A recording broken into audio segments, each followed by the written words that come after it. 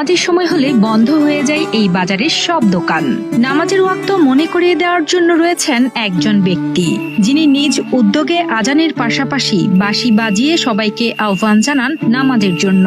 এমনকি নামাজের সময় হলে ইসলাম ধর্মাবলম্বীদের প্রতি সম্মান জানিয়ে হাসি মুখে বেচাকেনা বন্ধ রাখেন হিন্দু ধর্মাবলম্বীরাও।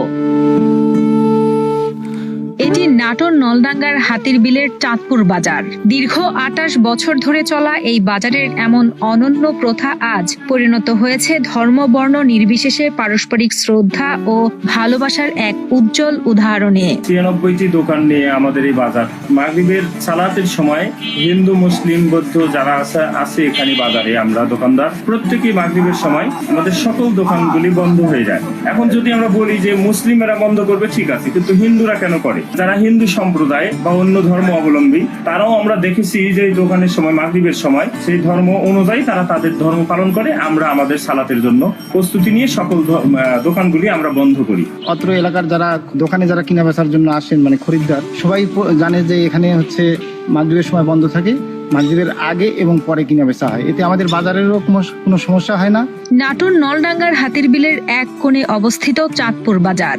নামাজের ওয়াক্ত হলে বাজার কমিটির সভাপতি নজরুল ইসলাম নুরু বাঁশি বাজান।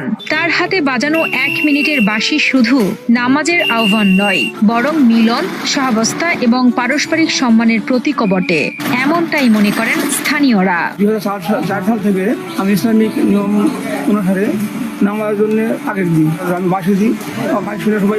সবাই দোকানপাট বন্ধ করে নামাজ যায়। ব্যতিক্রমী উদ্যোগের প্রশংসা করে স্থানীয়রা জানান, এই ধর্মবর্ণের ঊর্ধ্বে ওঠে পারস্পরিক শ্রদ্ধা ও সম্প্রীতির এই চর্চা সত্যিই প্রশংসনীয়।